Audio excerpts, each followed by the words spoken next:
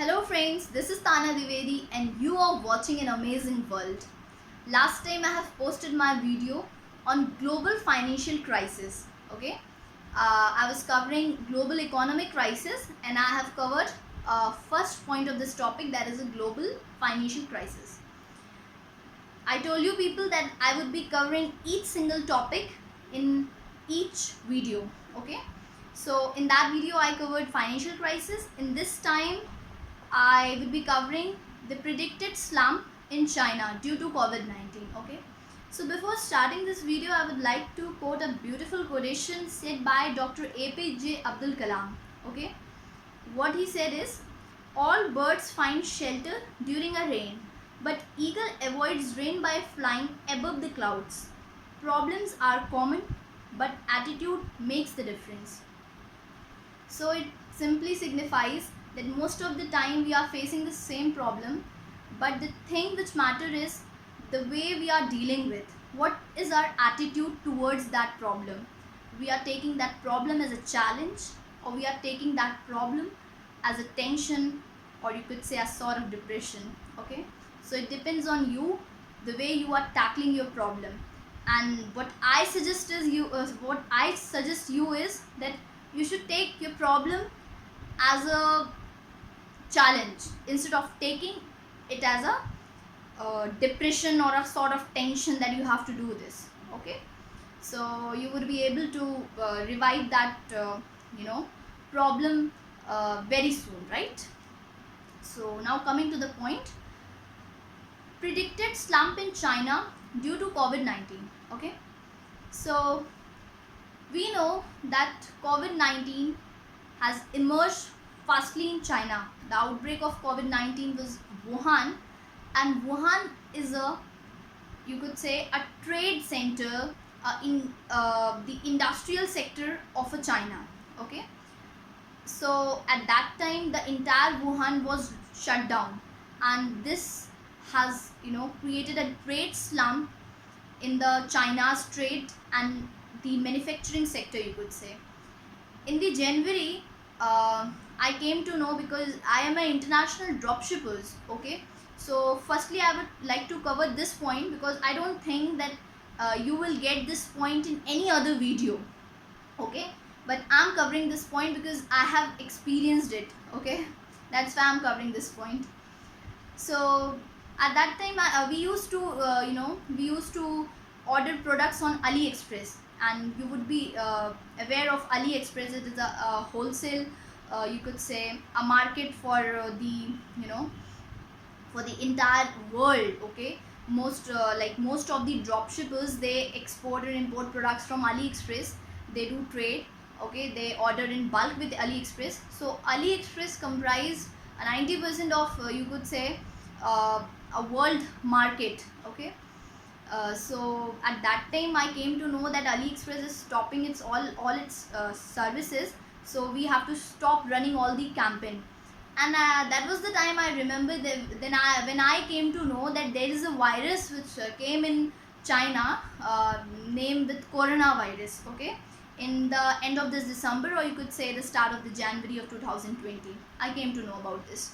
Okay, so this is one of the very economic crisis for any country, when your trade sectors start slumming down. Okay, and that happens in China. Okay, coming to the second point, here I have some data, that is industrial output plumped to 13.5% in January, and retail sales plumped to 20.5% in February, and fixed asset investment dropped to 24.5%. Okay, so again I'm talking about China here. Okay, so this data is about China, that there is a huge slump in the rates. Okay, in the different sector of the commerce. Okay, including e-commerce. Okay, this is the predicted slump. This is obvious that due to COVID-19 all countries are facing slump, but the China was the first country who you could say faced a huge slump at the beginning only, because this has firstly arrived in China, you could say. Okay, now coming to the third point, that is a people banks of China. giving loan to the commercial banks, giving money to the commercial banks at very low interest rates, or you could say a very negligible interest rates. Okay, so this is something which is very important for every economy. Okay, and the same things, we are also doing in a country like India. You would have heard that RBI has decreased the repo rate. Okay, so today I am going to tell you that why RBI decreased the repo rate, and when Reserve Bank of India decrease repo rate. Okay, here I am talking about India, then I'll come to China, because when I explain this point in regards to India, then you could better understand that point. So I'm talking about RBI India. Okay, so Reserve Bank of India has decreased the repo rate. Okay, so what is repo rate first? Repo rate is the rate at which the Reserve Bank of India lend money to the commercial banks. Okay, now this is very common. If the repo rate is high, then it means that commercial banks have to pay a large amount to RBI in the form of interest rate, and the same they have to do with the customers.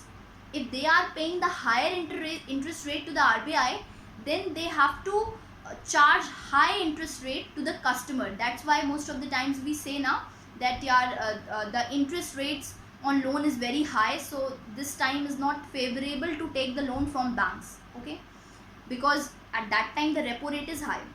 But at present, just to avoid the situation of deflation, okay, our government is doing this, Reserve Bank of India is doing this, that they are just charging a less amount of interest rate from commercial banks, so that commercial banks can offer that money to the customers in a lower rates, and people come to the banks and they take loans in the lieu of paying, you could say, a lower interest rate. Okay, so this is the strategy. This is all, you could say, economic phenomena.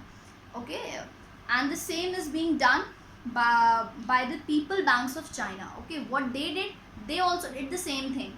They are just offering money with a lower interest rate to their commercial banks, and now their commercial banks will offer money to the people okay, in a lower interest rate. Okay, so this will increase the credit supply in the economy, and the people will get money in the hand, so they will start doing investment, they will start doing purchasing and investing in assets. Okay, so this will increase the credit flow in the economy. Okay, and that's what we say, that we need a money, we need a investment. Okay, we need a circulation of a lot of money. So how it will be possible? When the money will be circulated in the economy, if the people will come to the banks, they will take money and they will just start investing, they will just start purchasing things from the market. Okay, so this will also help in maintaining the equilibrium of demand and supply chain. Okay, so this thing is very common and being implemented by almost all of the economies around the world. Okay, now this point I have covered. Coming to the next point is that now I have covered banking sector, trade sector. Okay, these are the common sector where you could see a huge slump due to COVID-19. Okay, now the last point which I am going to cover is the world's export. I have covered this point in the last video, and I told you people that China is the largest exporter of the world. Okay, China export a lot and China import less.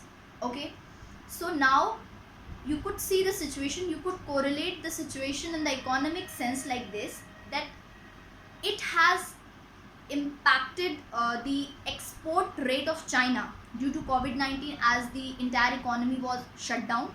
So manufacturing was not possible up to that extent in China. So China stopped all its activities. China stopped all its export to the other countries, including India. Okay, so now we know that if the China is exporting something to different countries, whatever the pharmaceuticals, and the other goods and services, whatever they are exporting, whatever they are dealing with the other countries, okay, they are getting some amount. Okay, now that amount is blocked because China is not exporting and China is not getting amount. So this has also led to the currency depreciation of China. Okay, uh, China, the currency of the China is slumped. Okay, the same thing happened in India also. Like the rupee has depreciated, I think around about to 75 something at present, I could say. Okay, this, so the same thing happening in China also, because the government is not, because the country is not getting the revenue, okay, in the form of the export money, so their currency is depreciated.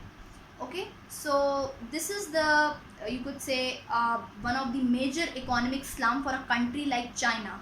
So if the currency is depreciated in the China, so you could analyze that the GDP will automatically get decreased due to this. And and at the time when the currency was at the normal rates, then it was like China was getting a huge amounts. Okay, so at that time the situation was favorable, but for the time being the situation is not favorable, I say, for almost every country. Okay, now why I have covered China in this is uh, because I have covered China in this because the arrival of coronavirus is from China. Okay, and China is the largest exporter of the world. Okay, so this is uh, very catastrophe for the country like China, which has a strongest manufacturing sector and the retailing sector, the trade and business sector. Okay, the way its economy is getting slumped. Okay, so this all for today.